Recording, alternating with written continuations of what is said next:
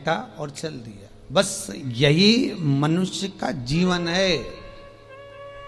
घर परिवार की दुकान को हमने खूब सुंदर जमा के रखा है, बहू है, बेटा है, नाती है, पंती है, पोता है, बहुत जोरदार दुकान जमी हुई है। अब दुकान जम तो गई, माल भी खूब खप गया, माल भी खूब बिका। तुम जो कमा कर लाए, बेटे ने लिया, बहुओं ने लिया, पत्नी ने लिया, रिश्तेदारों ने लिया, नातेदारों ने लिया, कुटुंबियों ने लिया, सबने लिया। आखिरी में फिर क्या हुआ कि बाजार वापस बंद हुआ और कंधे पर लेकर चल।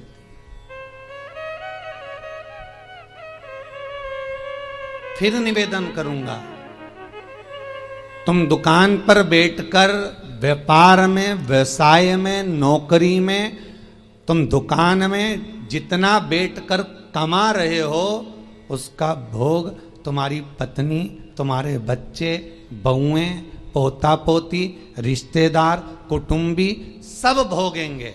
पर तुमने जिस तरह से कमाया है उसका भोग तुम्हें अकेले ही भोगना पड़ेगा, कोई दूसरा नहीं भोगेगा।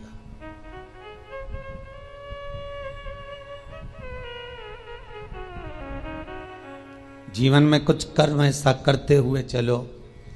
पत्नी कहे जब तुम 2 अगरबत्ती लगाओ, पत्नी कहे जब तुम मंदिर जाओ, उससे अच्छा पहला फर्ज तुम्हारा होना चाहिए, क्योंकि कमाई तुम कर रहे हो। दुकान पर बैठकर झूठ, छल, बेईमानी, प्रपंच, कपट सब काम तुम कर रहे हो। पत्नी ने एक बार भी नहीं बोला कि तुम छल करना, कि बेईमानी करना, कि कपट करना। उसने तो केवल शादी के समय पर 7 भावर ली थी, तब पंडित जी ने किलवा दिया था। पत्नी के 7 वचन में से एक वचन था कि मैं तुम्हारे साथ ब्याह कर जा रही हूं तो मेरा भरण पोषण तुम्हें करना है। पर इतनी सी बात थी। उसके बाद पत्नी ने एक बार भी नहीं कहा कि तुम ढेर सारा कमा कर लेकर आओ। बच्चे कभी नहीं कहते कि पिताजी आप हमारे लिए झूठ बोलो, कपट करो, छल करो, बेईमानी करो। बच्चे कभी नहीं कहेंगे, ना पत्नी कहेगी। जब ऊपर जाओगे, यम की कैद चढ़ोगे, तो यमराज तुम्हें जब नरक में पटकेगा तब कहोगे मैंने झूठ पत्नी के लिए बोला था, मैंने बच्चों को पढ़ाने के लिए, आगे बढ़ाने के लिए झूठ बोला था, मेरे अकेले को नरक क्यों पटक रहे हो? पत्नी और बच्चों को भी तो पटको। तो यमराज भी कहेगा झूठ तूने बोला, कपट तूने करा, बेईमानी तूने करी, प्रपंच तूने करा, तो भोग भी तू भोग, दूसरा काहे को भोगेगा? इसलिए माता तुम्हें चिंता करने की जरूरत नहीं, तुम तो जोरदार जूड़ा मूड़ा बांध के अच्छे से रहो। पर मुख से तुम्हारा नाम है धर्म पत्नी। एक होती है पत्नी जो पति को पतन के रास्ते पर ले जाती है, सिनेमा घर ले जाती है, मायके ले जाती है, शॉपिंग मॉल ले जाती है, वो पत्नी कहलाती है। एक होती है धर्म पत्नी जो पति को धर्म के पथ पर लेकर जाती है। एक होती है धर्म पत्नी जो पति से कहती है, कथा आ रही है शिव महापुराण की, थोड़ी देर सुन लेना। अरे तो मैं दुकान पे नहीं बैठूं, दुकान पे टीवी लगवा लो, दुकान पर मोबाइल रख के सुनो। अरे नेट का खर्चा कौन सीवर वाला महाराज देगा? 150-200 रुपए का नेट चले तो कौन महाराज देगा क्या? तो पत्नी उस समय पर एक शब्द जरूर बोल दे कि कमा किसके लिए रहे हो, पहले ये तो बता। घर में रोटी का डब्बा लगा लगाया रह जाता है, पत्नी फोन कर करके रह जाती है, आ जाओ भोजन तैयार है, आ जाओ। ग्राहक ऐसे टूट पड़ रहे, ऐसे टूट पड़ रहे कि 1 मिनट तो खाना खाने की फुर्सत नहीं। और बच्चा टिफिन लेके आ गया तो टिफिन 2 घंटे तक रखा दिया, ठंडा हो गया, सारा की सारा बेकार हो गया। और तुम वो ठंडा भोजन गाय की सांदी जैसा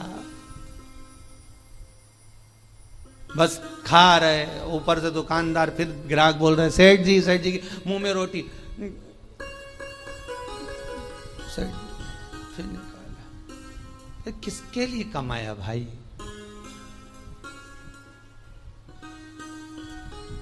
ना राम नाम लीनो तूने भरी जवानी में, तो डूब के मर जा रे चुल्लू भर पानी में। पर समझने वाली बात तो यह है कि इतना बड़ा मनुष्य चुल्लू भर पानी में डूबे कैसे?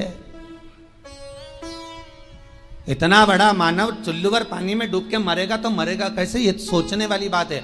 तो उसमें भी शास्त्र में वर्णन किया, जो मनुष्य भगवान का भजन नहीं करता, जो मनुष्य भगवत स्मरण नहीं करता, जो मनुष्य भगवत कीर्तन नहीं करता, जो मनुष्य कभी स्मरण नहीं करता, वो कीड़े की तरह जन्म लेता है और कीड़ा चुल्लू भर पानी में डूबकर मर सकता। धर्म पत्नी का फर्ज है पति अगर कमा कर तुम्हें ला कर देता है तो तुम्हें चाहिए कि पति से कहो चलो दान करिए, चलो पुण्य करिए, चलो कथा सुनिए, संकीर्तन करिए। ये धर्म पत्नी का फर्ज है।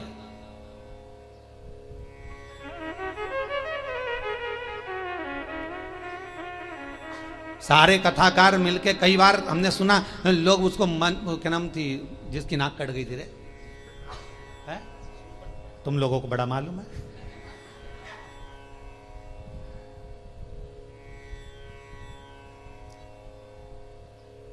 मतलब इतनी फेमस है वो, है? तुम्हें भी मालूम था? कड़ेल जी मालूम था? हाँ, बड़ी फेमस है वो भाई। होना भी चाहिए उसको फेमस, क्यों नहीं होना चाहिए? उसके बराबर दुनिया में कोई भक्त नहीं होगा भगवान का उसके जैसा। आप में से कितने लोग हैं जो भगवान के सामने जाकर कह दे मैं तुमसे शादी करूंगी? जितने लोग यूट्यूब पर कथा सुन रहे, टीवी पर सुन रहे, ईमानदारी से बोल देना किसी ने जाकर भगवान के मंदिर में जाकर कहा हो हे भगवान मैं तुम्हारे साथ शादी करूंगी।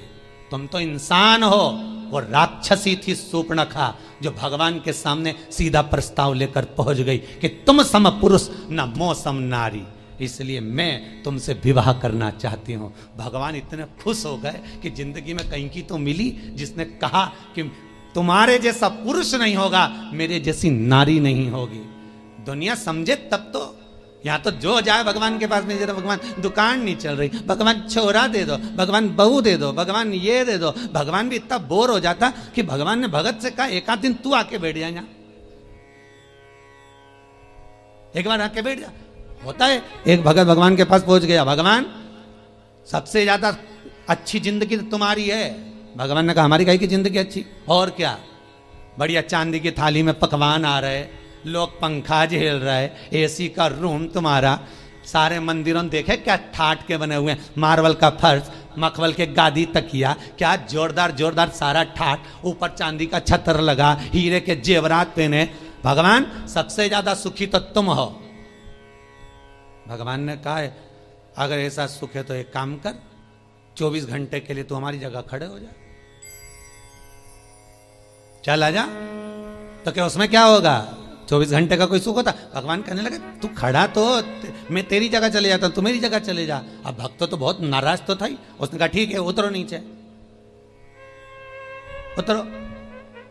तो भगवान विष्णु और लक्ष्मी का मंदिर था, नारायण और लक्ष्मी का। तो भगवान बोले मैं अकेला जाऊं तो पत्नी को भी लाना पड़ेगा ना, तो पति ने अपनी पत्नी को बुलवा लिया, तू भी आ जा, आज अपन भगवान की जगह खड़े होंगे। भगवान को बाहर बैठो, जाओ मंदिर के बाहर, हम दोनों खड़े। भगवान बोले जैसे हम खड़े वैसे की वैसे खड़े रहना हो, हिलना डुलना नहीं, नहीं तो लोगों को मालूम पड़ गया ना, सोच लेना। हाथ पांव कुछ नहीं हिलना चाहिए, कुछ नहीं हिलेगा, तुम्हारे जैसे ही खड़े रहेंगे बिल्कुल। तो हो जाओ खड़े। भगवान हट गए, उन दोनों को खड़ा कर दिया, धनी लुगाई को, दोनों को, पति पत्नी को। राम जी भगवान नारायण तो आराम से ऐसा हाथ करके खड़े, लक्ष्मी जी वैसा हाथ करके। तो लक्ष्मी जी ऊपर चढ़ी और लक्ष्मी जी ने उसकी पत्नी का हाथ ऐसा करा, ऐसा करिए, मुस्कुरा, क्योंकि भगवान की मूर्ति मुस्कुराती हुई होती है ना। अरे करे कि नहीं करे दर्शन, करते ना, मुस्कुरा। और तुम भी ऐसे खड़े रहो, मुस्कुराते।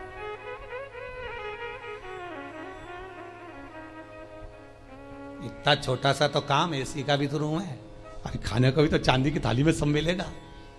पत्नी से बोला खड़े रहे तू तो। भगवान के जाऊं? लक्ष्मी नारायण कहा ठीक है जाओ। अब कब आऊं? भगवान बोले, तो वो बोला अभी हम सारा सुख भोग लें फिर आना आराम से। हाँ ठीक है, कल आ जाऊं कि आज ही आऊं? नहीं तुम तो शाम तक वापिस आ जाओ। हम भगवान वहां तक गए तो इन्होंने मुंह फिर उतार लिया। लक्ष्मी जी बोली मुस्कुराओ, फिर मुस्कुराओ। अब सब भगत दर्शन के लिए आने लगे भगवान के। ये दोनों मूर्ति ऐसे खड़े, कोई के मेरी बहू ऐसी, कोई के मेरा बेटा ऐसा, कोई के धंधा पानी नहीं चले, नीचे से चीटा चढ़ गया।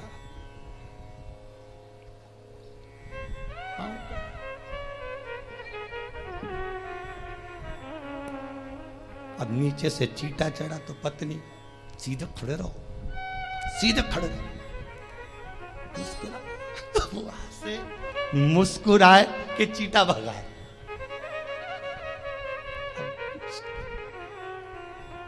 जहां लक्ष्मी जी खड़ी थी वही हाथ लेके मच्छर काटे जा रहा। पति बोले अभी तो मेरे से कह रही थी, मुस्कुरा, मच्छर खा रहा है, मुस्कुरा। तब एक आया भगत, 11 दिए जला गया उनके बिल्कुल पांव के पास।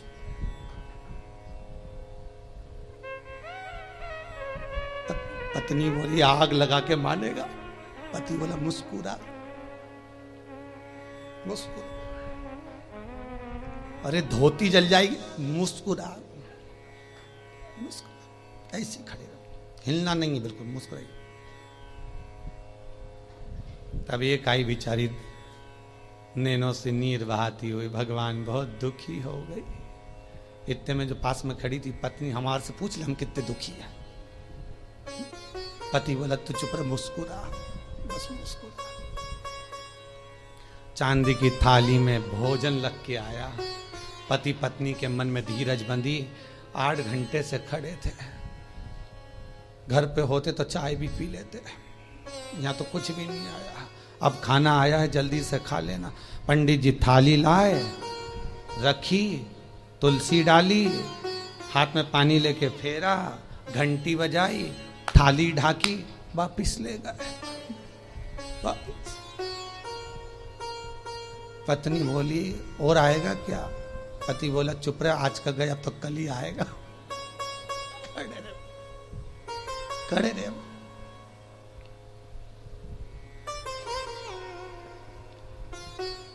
शाम के समय भगवान नारायण और लक्ष्मी आ गए। क्यों भैया, सुख में तो हो, क्या आग लगे बस सुख का नाथ, तुम तो तुम्हारी जगह खड़े हो जाओ, हम तो हमारे अच्छे, तुम वहीं आ जाओ वापिस। जल भगवान बोले हम तो नहीं आ रहा, तुम ही खड़े रहो, कि हमारे बाप की सौगंध है, हम दूसरी बार भगवान नहीं बनेंगे, तुम तो खड़े हो जाओ। बड़ी मुश्किल से भगवान नारायण लक्ष्मी फिर खड़े हुए। हमें लगता है सामने वाला व्यक्ति बहुत सुखी है, पर उसकी जगह पर जब हम बैठते हैं तब मालूम पड़ता है कि दुख जीवन में कितना पड़ा है। जीवन में दुख कितना है वो समझना। पकड़ कर हाथ जो तेरा, कहे तू लाडला छोरा, अभी सब साथ हैं तेरे, आगे होने को धोखा है। हरि भजलो हरि भजलो, हरि भजने का मौका है। हमें अपने कुटुंबी, रिश्तेदार, नातेदार जितने भी हमें अपने लगते हैं, ये कोई अपना नहीं, केवल एक लुटेरा है। कितना सुंदर लिखा है।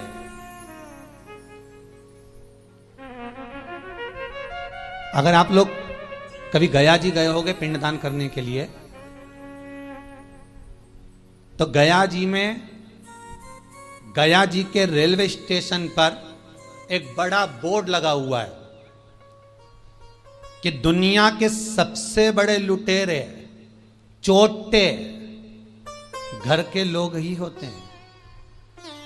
एक आपकी श्वासें चुरा रहा है, एक आपका समय चुरा रहा है, एक आपका धन चुरा रहा है, एक आपकी संपदा चुरा रहा है।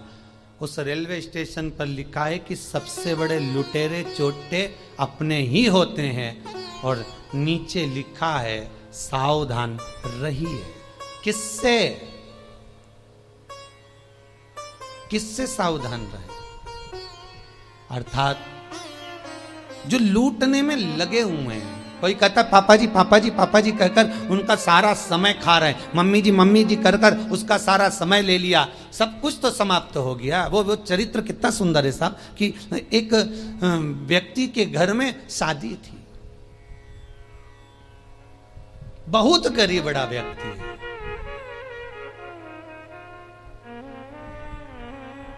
इतना गरीब व्यक्ति, इतना गरीब, और उसके घर में बेटी का ब्याह, धन कुछ नहीं। लड़के वालों से कह दिया सा मैं बहुत गरीब बड़ा हूं, मेरे यहां कुछ भी नहीं है, तो कि बारात आएगी तो उसको कुछ तो दे सकते हो, हमें रकम मत दो, दहेज मत दो, पर कोई आएगा तो उसको कुछ तो दोगे ना खाने को। तो कि साहब मेरे पास में केवल थोड़ी सी शक्कर ले आऊँगा, नुक्ती बनवा दूंगा, खोपरा पाक बनवा दूंगा, खिला दूंगा। बहुत गरीब हूं। बेचारा गया मांग दोंग के लोगों के हाथ जोड़कर, पांव पड़कर, निवेदन कर कर सेठ जी के यहाँ से एक शक्कर की बोरी उठा कर लाया। घर में लाकर पत्नी से कहा, ये शक्कर की बोरी रखी है, बेटी की शादी के लिए रखी है, हाथ ना लगाना। कोने में रख दिया है। हलवाई से बात कर कर आया हूँ। हलवाई कह रहा था मैं आ जाऊँगा, बना दूंगा। अपने पास घी नहीं है, पर हलवाई बहुत अच्छा था, वो कह रहा था मैं ले आऊँगा, तुम बहुत गरीब पड़े हो। शक्कर की बोरी रखी है, ध्यान रखना। शादी की तैयारी में लग गए सब। 2 दिन बाद बारात आना है।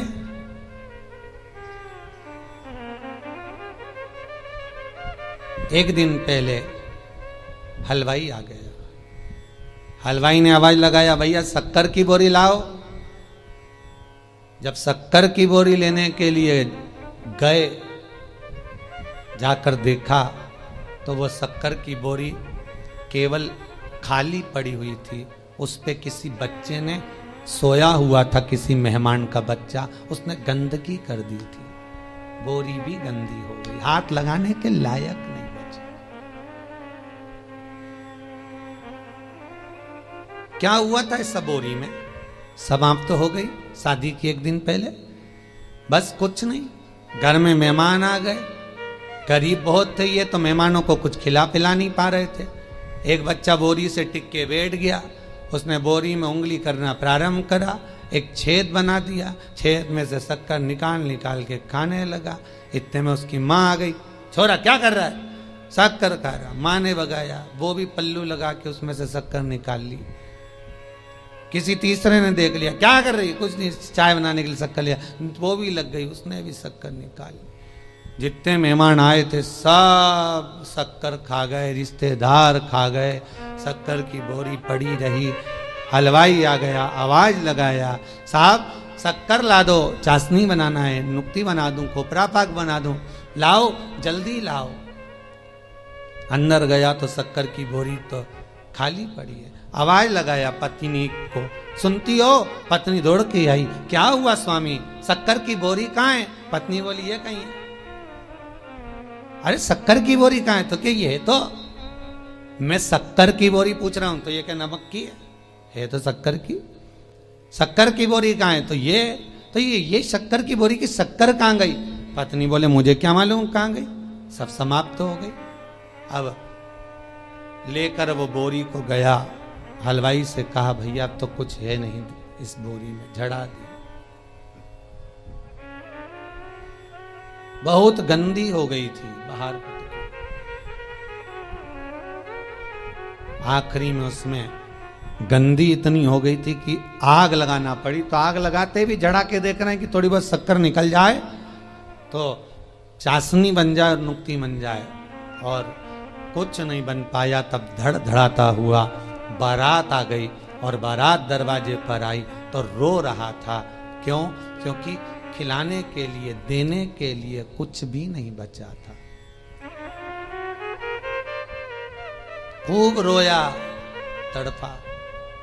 ये शक्कर की बोरी और किसी व्यक्ति की कथा नहीं, ये अपनी है। ये शक्कर की बोरी है, ये शरीर। जैसे बोरी पेट लेकर आए थे उसी समय, जन्म के समय पर ये बोरी पूरी बंद की बंद आई थी। आंख नहीं खुली थी, कर्ण नहीं खुले थे, मुख नहीं खुला था, संपूर्ण बोरी बंद की बंद आई थी। ये संपूर्ण बोरी। फिर हॉस्पिटल में किसी ने इसमें छेकड़ा कर दिया, डॉक्टर सिस्टर ने धप मारी, छेकड़ा हो गया। सबने शक्कर खाना प्रारंभ कर दी। मेरा लल्ला, मेरा कल्ला, मेरा बल्ला, सब शक्कर खा गए धीरे धीरे धीरे धीरे। और आखिरी समय तक, अंतिम समय जब आ गया, 70-80 साल 90 साल हो गए, शक्कर की बोरी जब पूरी खत्म हो गई, श्वास दुनिया के लोगों ने, रिश्तेदारों ने सब काम में लगा लगा के ले लेकर शक्कर समाप्त कर दी। श्वास जब शरीर से चली गई, शक्कर की बोरी खाली पड़ी हुई है, कोई हाथ नहीं लगा रहा उस शरीर को, वो मर चुका है। यमराज आएगा धड़धड़ाता हुआ बारात लेकर, स्वागत के लिए क्या रखोगे? शक्कर की बोरी पड़ी है। और बचा था तो आग लगाई तो उसमें भी शक्कर के दाने ढूंढ रहे हैं। तीसरे के दिन जाके तो चार हस्तियां ढूंढ रहे हैं कि इससे नुक्ती बनाए कि खोपरा पाक बनाए। करें क्या? समाप्त।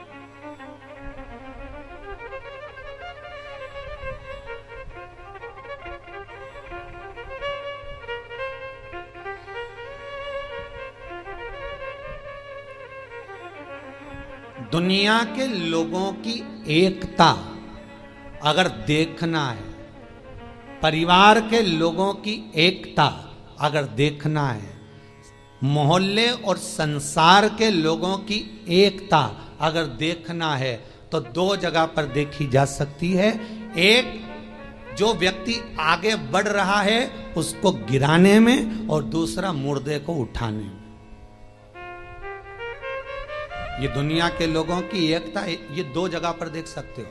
अगर कोई व्यक्ति आगे बढ़ रहा है, उन्नति कर रहा है, परिवार का हो चाहे कहीं का भी हो, जब आगे बढ़ता है सारे परिवार के लोग उसका टांग खींचना प्रारंभ कर देते हैं। हाँ वो तो ऐसा है, वो तो वैसा है। सारे कुटुंब के लोग उसके ऊपर उंगलियां उठाना चालू कर देते हैं, उसके ऊपर अपशब्द कहना चालू कर देते हैं, वो तो ऐसा। तो दुनिया के लोगों की एकता दो जगह पर नजर आती है। एक, दुनिया के लोग किसी को गिराने में तुरंत एक हो जाते हैं, किसी की बुराई करने में तुरंत एक हो जाते हैं, और एक, मुर्दे को उठाने में लोग एक हो जाते हैं। भले फिर कहेंगे अरे बेचारा मर गया, बहुत अच्छा था, बहुत अच्छा था, तो कभी उसको राम राम ही कर लेता है, एक आध बार जय श्री कृष्णा कर लेता, हर हर महादेव कर लेता। जब मर गया तब कह रहे बहुत अच्छा था। और सबसे अच्छा जब लगेगा जब वो शोक पत्र तुम्हारे पास आएगा और उसमें लिखा रहेगा इतनी बजे से इतनी बजे तक पगड़ी है, इतनी बजे से इतनी बजे तक रसोई है। और जब तुम जाके ना गुलाब जामुन ना खोपरा पाक ने बूंदी जब खाओगे, नुक्ती का रायता में बूंदी डाल डाल के डुबक डुबक के सेव डाल के जब पूड़ी के साथ खाओगे, और जितनी तुमने बुराई करी है उसके घर की नुक्ती और सेव कहीं ऐसी पच जाएगी।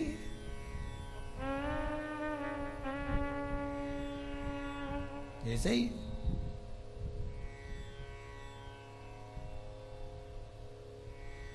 सहज नहीं है महाराज।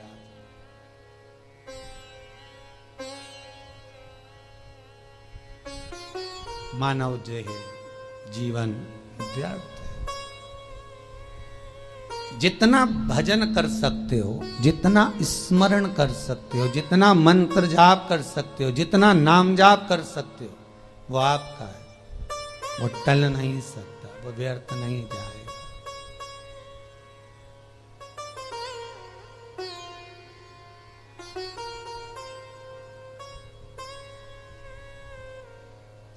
तुम्हारा किया गया भजन, तुम्हारा किया गया कीर्तन और तुम्हारा विश्वास शंकर के प्रति खाली नहीं जा सकता, खाली नहीं जाएगा। विश्वास अगर पूर्ण है तो भगवान मिल जाएगा।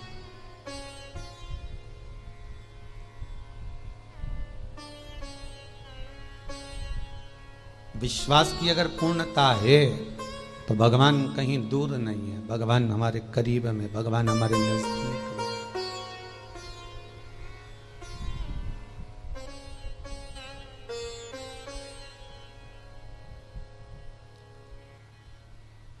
कल गौशाला में हम शाम के समय पर थे, कथा के बाद आप लोग यहाँ कीर्तन कर रहे थे।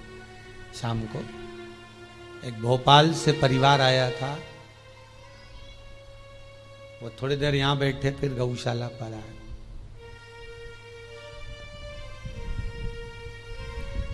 हमने कहा वहां जाकर बैठो, हॉल में दर्शन करो, कीर्तन चल रहे हैं, भाभी जी की भजन गा रही थी, कल हम सुन रहे थे वहां पर। तो हमें तो केवल दर्शन करना था, इसलिए यहां पर आए हैं, आपसे दो शब्द मिलना है। मैंने बोलो, हम यहाँ मिलते करते थोड़ा सा कम ही है, अभी कोरोना महामारी के कारण बहुत दूर किसी से नहीं। बोलिए क्या बात है, इतनी रात को आप आए? दिन में आते तो पूरा गौशाला देखते, वृद्धाश्रम देखते जो बन रहा है, कुबेर भंडारी का मंदिर देखते। कहा गुरुजी कौन सा काम होता है जो क्रूज मुरूज जब बिकते हैं उसका वो जो सामान बेचते हैं, मटेरियल वगैरह जो भी हो, री मटेरियल बेचने का, उस व्यक्ति ने कोई क्रूज मुरूज का री मटेरियल बेचते हैं, कुछ बेकार भंगार जो भी होता होगा, उसको बेचने में उसके 28 लाख रुपए उलझ गए थे। तो वो केवल ये बताने के लिए आया था कि 2 उपाय कर लिए, वो 28 लाख रुपए जो 12 साल से उलझे थे वो आ गए, बस ये बताने के लिए आया। हमने कहा आ गए तो शंकर जी को धन्यवाद दो, भोजन करो, जाओ, यहाँ तो भोजन चालू है, खाओ जाओ। आज आते आते हमारे आगर वाले भी, क्या नाम बताया, मेठी जी है, उनके चेहरे पे आज बहुत खुशी दिख रही है मेठी जी, और होना भी चाहिए। एक बार खड़े होके बताएंगे आप, थोड़ा सा दिखाइएगा मेठी जी, आज क्या खुशी मिली है आपको? माइक देना जरा उनको। आज उनको बड़ी खुशी मिली है, यहां आकर पांव रखकर आप आए, तो आपको क्या खुशी है कुबेर भंडारी के मंदिर से मिल गई है ऐसी?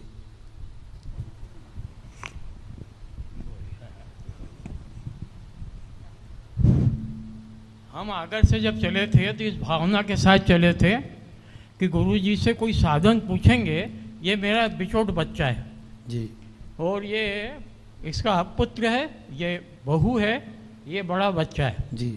मेरा बिछोट बच्चा जो है, वैसे ये मेडिकल स्टोर पे बैठता है, ये भी मेडिकल स्टोर है, पर बिछोट ने वो इंजीनियर हो गया, बोले मैं तो नौकरी करूँगा। ठीक है भाई, नौकरी कर, 2-4 जगह करें, कहाँ करें। हम आपसे ये निवेदन करने आए थे कि या तो आप इसको कोई परमानेंट नौकरी की कोई साधन बता दो, और नहीं तो इसे घर वापस बुलवा दो। हमने आके यहाँ पे बैठे, पानी वानी पिया, भोजन किया, फिर गौशाला में दर्शन करने गए। बस गौशाला से दर्शन करके हम जैसे ही यहाँ आए और उसका मैसेज आ गया कि बाबूजी मुझे मेट्रो में अपॉइंटमेंट मिल गया है परमानेंट, आगरा से मेट्रो चलेगी, उसमें मैं सरकारी नौकरी उसे प्राप्त हो गई। हाँ, बहुत बहुत धन्यवाद। बैठिए मेठी जी, ये आपकी कृपा है। नहीं, बाबा की कृपा है बेटी, बहुत बहुत साधुवाद। आपका प्रेम, विश्वास, करुणा केवल भगवान पर अगर है तो मेरा विश्वनाथ कमी कुछ नहीं रख सकता। वो विश्वास आपके भीतर शंकर की कृपा से आना चाहिए। कोई जरूरी नहीं कि हम मिले ना मिले, परंतु आपका विश्वास यदि शिव के प्रति है, शंकर के प्रति है, तो बाबा उस विश्वास को पूर्ण करता है। वो विश्वास पूर्ण करता। अब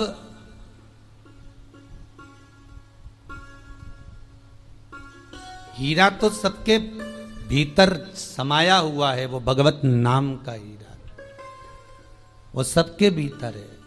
राम नाम, कृष्ण नाम का वो हीरा, ये आत्मा का एक भाव का हीरा, पर काम, लोभ, विषय, वासना, आसक्ति, तृष्णा जो चारों तरफ लपटी हुई है, उसके कारण हम भगवान तक पहुंच नहीं पा रहे।